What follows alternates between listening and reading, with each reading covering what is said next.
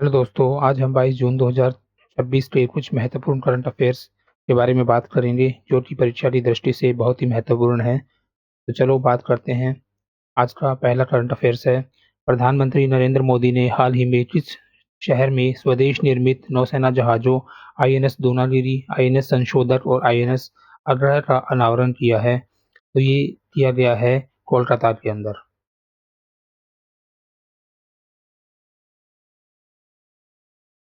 ये देखिए, प्रधानमंत्री नरेंद्र मोदी ने कोलकाता के श्यामा प्रसाद मुखर्जी पोर्ट में आईएनएस दूनागिरी, आईएनएस संशोधक और आईएनएस अग्रय का त्रि-कमीशनरीय अनावरण समारोह में हिस्सा लिया।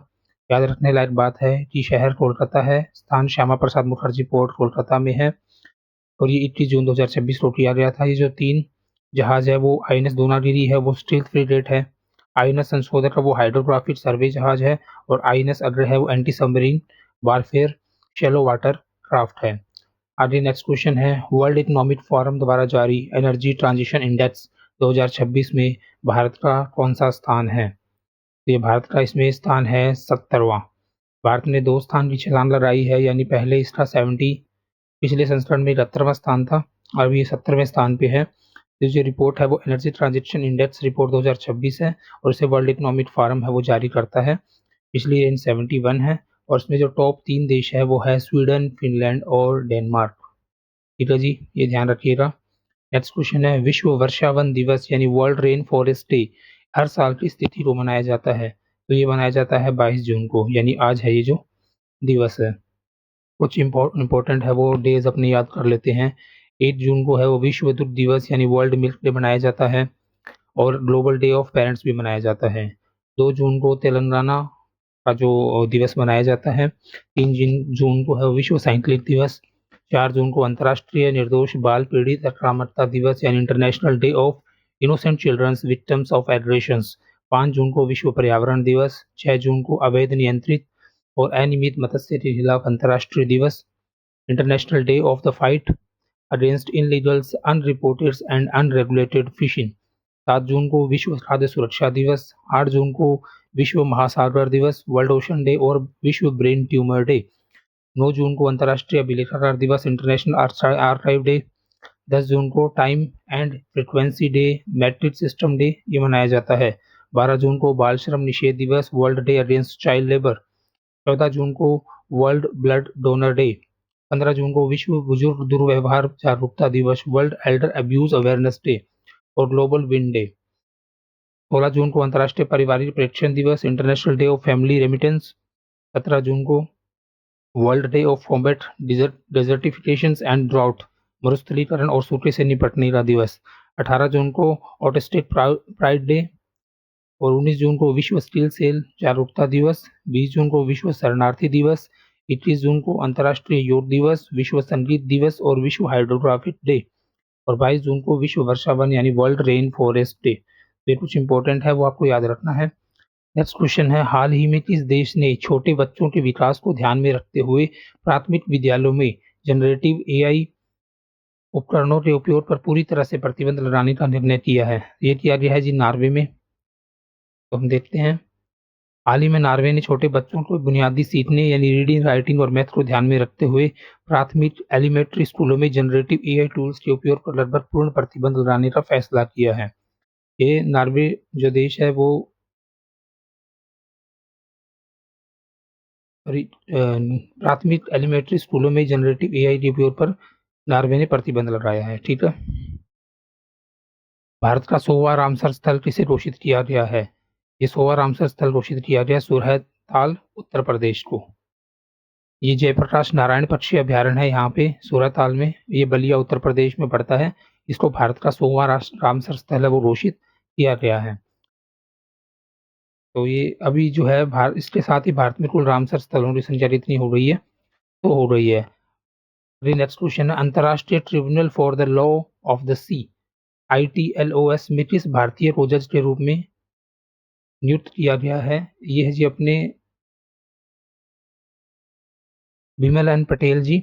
इनको अंतर्राष्ट्रीय tribunal for the law of the sea के जज के रूप में नियुक्त किया गया है, डॉक्टर विमल एन पटेल को। ठीक है जी। और ये जो ITLOS है वो ये क्या काम करता है, ये समुद्री कानून से जुड़े विवादों के निपटारे के लिए बना अंतर्राष्ट्रीय न्यायाधिकरण है। नेक्स्ट क्वेश्चन है, अंतर्राष्ट्रीय योग दिवस 2026 की थीम क्या थी?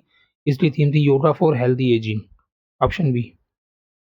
विश्व बैंक ने किस राज्य की जल संरक्षित परियोजना के लिए 4000 करोड़ रुपए का ऋण स्वीकृत किया है?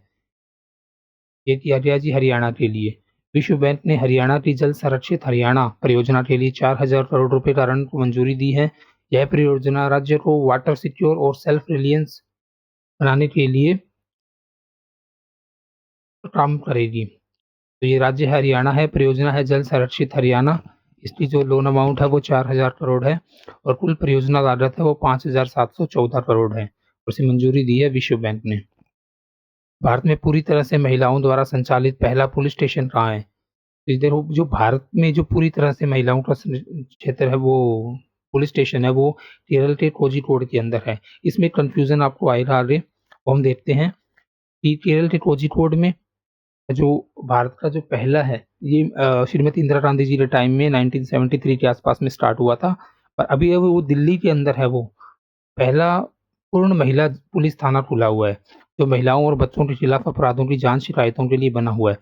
यानी इसमें एग्जाम में ये अपने याद रखना कि भारत का पहला ऑल वुमेन पुलिस स्टेशन है वो कोझिकोड केरल के अंदर 1973 में बना था। और जो दिल्ली का पहला है full fledged all women police station है ये सब्जी मंडी नॉर्थ दिल्ली 2026 में ओपन हुआ है। तो इसको आप कंफ्यूज मत होना इस चीज के अंदर। नेक्स्ट क्वेश्चन है, महिला T20 अंतर्राष्ट्रीय क्रिकेट में सबसे ज्यादा विकेट लेने वाली गेंदबाज कौन बनी है? ये बनी है दीप्ति शर्मा जी। तो भारतीय दीप्ति शर्मा ने महिला T20 अंतर्राष्ट्रीय क्रिकेट में सबसे ज्यादा विकेट लेने वाली गेंदबाज बनी है। उन्होंने मेगन स्कॉट का रिकॉर्ड पीछे तोड़ा है। यह उपलब्धि उन्होंने महिला T20 विश्व कप 2026 में पाकिस्तान के खिलाफ 5 विकेट लेकर हासिल की है। और अभी इनके 152 विकेट हो गए हैं। ठीक है जी। भारत के किस विश्वविद्यालय ने माइक्रोसॉफ्ट के साथ मिलकर अपना पहला AI स्किल सेंटर शुरू किया है? ये किया जी चंडीगढ़ यूनिवर्सिटी ने।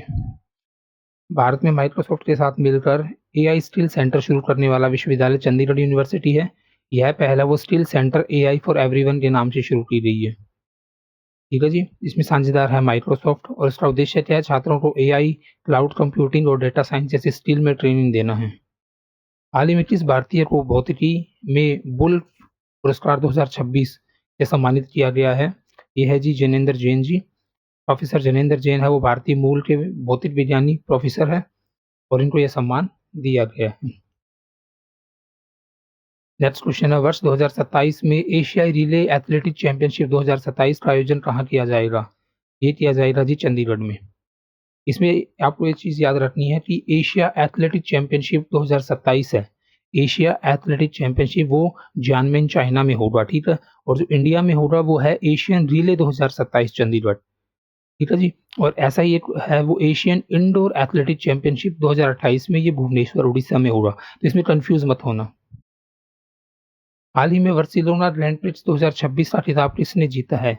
ये जीता है जी लुइस हैमिल्टन साहब ने। लुइस हैमिल्टन है जो हाल ही में बार्सिलोना ग्रैंड प्रिक्स 2026 का खिताब जीतने वाले हैं। जीते हैं इन्होंने। यह फरारी के लिए अपनी उनकी पहली F1 जीत भी रही है। ठीक है जी। नेक्स्ट क्वेश्चन है, भारत ने हाल ही में बांग्लादेश में किसे अपना उच्चायुक्त नियुक्त किया है? ये है जी दिनेश त्रिवेदी साहब। दिनेश त्रिवेदी जी है, इनको क्या किया गया कि बांग्लादेश के अंदर अपना हाई कमिश्नर नियुक्त किया गया है। ठीक दोस्तों, thank you so much for watching. Please subscribe the channels and stay tuned, stay healthy. Thanks a lot.